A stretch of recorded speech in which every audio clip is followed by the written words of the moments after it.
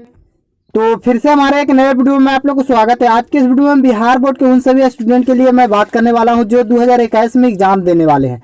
उन सभी स्टूडेंट को यहां पर बिहार बोर्ड के द्वारा पैटर्न में बदलाव किया गया है, जो जान लेना आप लोग के लिए बहुत ही बेहद जरूरी है। सभी स्टूडेंट के लिए उस पैटर्न से बहुत बड़ा फायदा होने वाला है। फायदा यह होने वाला है कि सभी स्टूडेंट की इस बार जो है सफलता की प्रतिशत बढ़ जाएगा।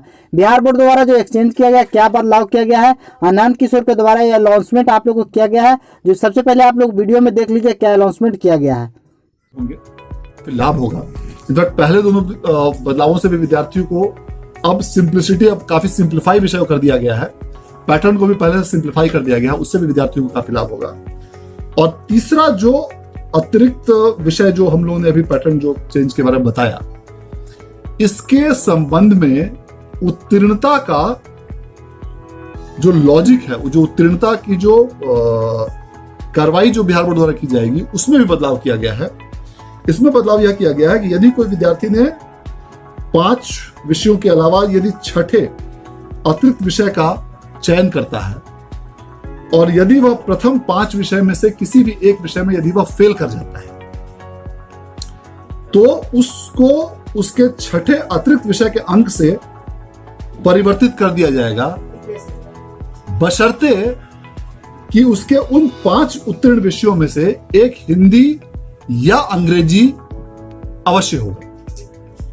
इसका तात्पर्य यह हुआ कि जो भी विद्यार्थी यदि एडिशनल सब्जेक्ट यदि लेते हैं और यदि वे 2 लैंग्वेज पेपर्स और 3 ऑप्शनल पेपर्स, इन 5 पेपर्स में से किसी भी एक विषय में यदि वह अनुत्तीर्ण होते हैं, यदि वह फेल करते हैं, तो उनका, और यदि वह एडिशनल विषय में यदि वो उत्तीर्ण होते हैं, पास करते हैं, तो उनका फेल का सब्जेक्ट उस एडिशनल सब्जेक्ट से रिप्लेस हो जाएगा और वह विद्यार्थी ओवरऑल पास माना जाएगा।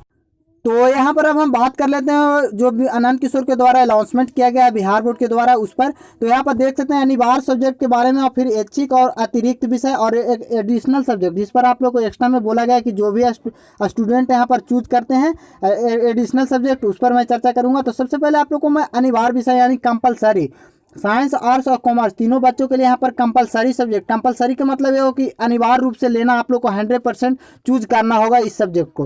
तो अनिवार्य सब्जेक्ट में यहाँ पर देख सकते हैं भाषा विषय 1 और भाषा विषय 2 में आप लोग को दिया गया है। भाषा विषय 1 में आप लोग को हिंदी अथवा अंग्रेजी दिया गया है, और भाषा 2 में आप लोग को हिंदी, अंग्रेजी, उर्दू, मैथिली, प्रकृति, माघी, इस तरह से भोजपुरी, जितना भी लैंग्वेज आप लोग को आता है बिहार के अंतर्गत, उन सभी लैंग्वेज को दिया गया है। तो इसमें आप लोग भाषा 1 और भाषा 2 में आप लोगों को सब्जेक्ट को चूज करने के लिए नियम और कंडीशन बताए गए हैं। तो उस कंडीशन पर सबसे पहले यहाँ पर मैं बात कर लेता हूँ।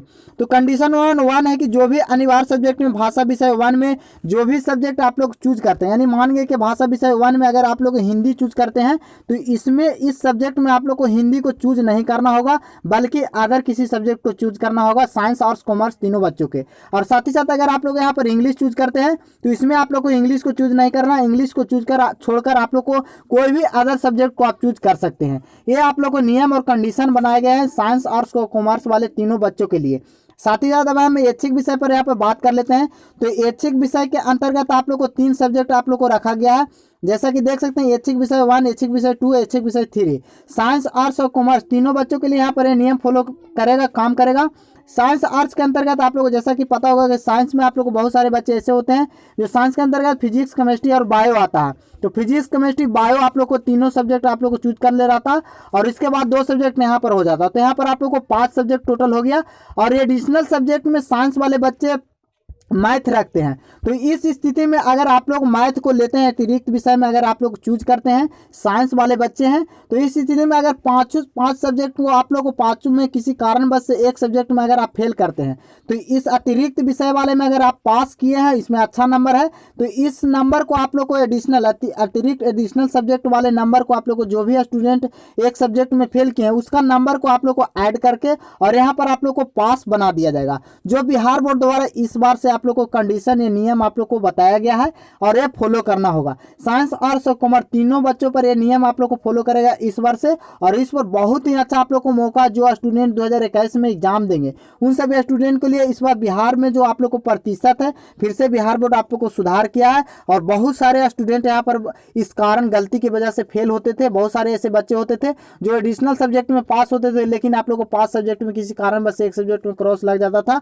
तो वो सब्जेक्ट आप लोग को वो स्टूडेंट फेल कर जाते थे। लेकिन अब यहाँ पर अगर एडिशनल सब्जेक्ट अगर आप लोग चूज किए हैं, उसमें पास हैं, तो उस एडिशनल सब्जेक्ट पे आप लोग को जिस सब्जेक्ट में फेल किएंगे करिएगा तो उस सब्जेक्ट में आप लोग को नंबर ऐड करके वहाँ पर पास कर दिया जाएगा।